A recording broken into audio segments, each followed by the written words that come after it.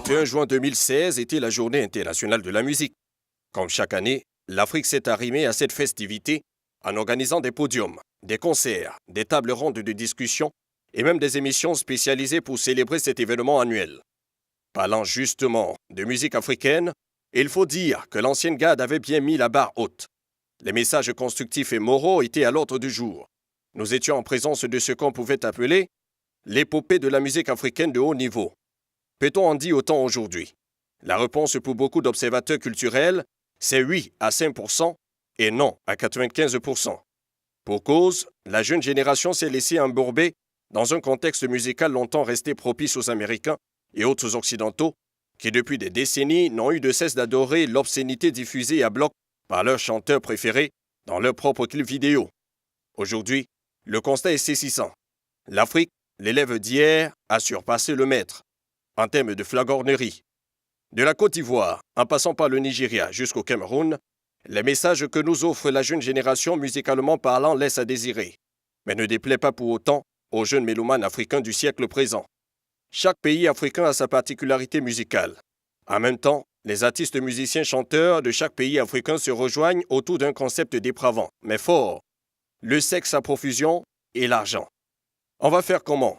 Coller la petite, Aminata, la femme de mon boss, deux voix conjugales, Elle me rend dingue, et Tessera, sont entre autres les titres auxquels nous avons droit au quotidien.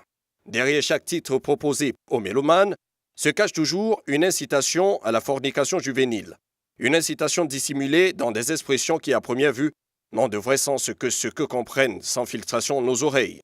Cependant, il faut regarder les images proposées dans les clips vidéo pour commencer à comprendre ces expressions avec une autre oreille. Noël, artiste musicien camerounais avec son single Le Piment, et Renis, chanteuse camerounaise aussi avec son titre Le Piment dans la sauce, sont des exemples de ce qui frôle la sauvagerie musicale au XXIe siècle. Pourtant, ils sont très suivis par les jeunes mélomanes et leurs chansons ont déjà récolté plusieurs milliers de vues sur YouTube et sur les autres réseaux sociaux. Le comptoir ne regarde pas le teint, le comptoir ne gère pas les formes, le comptoir ne loupe pas la taille.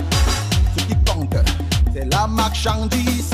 Ce qui est à la fois étonnant et choquant pour ce qui est de ces chanteurs, c'est que Noël et Renis sont deux artistes musiciens qui ont décidé de quitter leur registre musical moral habituel pour rejoindre le camp de la dépravation des mœurs en nous disant à quel point les hommes aiment les femmes à cause de la sauce et nous révélant aussi que les mototaximans, les hommes politiques, les dirigeants de nos pays ainsi que les hommes religieux aiment le piment. Allons donc savoir réellement à quoi ils font allusion. Les hommes aiment les femmes à cause de la sauce. Je le mets dans la sauce, je tourne la sauce. Ça c'est la danse de la sauce. Lavez les mains, tourne la langue, soucez les doigts, caresse le ventre, tourne le rein. Tout compte fait, la jeune génération nous met devant les faits accomplis et il semble bien qu'aujourd'hui, pour vendre des disques, pour faire de grands concerts à travers le monde, il faut chanter l'immoralité, l'obscénité, le ridicule, voire montrer des vidéos qui s'apparentent à de la pornographie, mettant en exergue les cuisses et les fesses des jeunes filles consentantes. L'Afrique a-t-elle seulement profité de cette célébration pour reconstruire la belle image musicale du continent d'antan? Le panafricanisme a-t-il un véritable rôle à jouer dans cette reconstruction de la musique sur le continent africain? En tout cas, pour le moment, voici la musique qui nous est servie. Et comme les jeunes eux-mêmes le disent souvent, on supporte en attendant. Ils ont le piment et les bendiquineurs aiment le piment, les benguistes aiment le piment.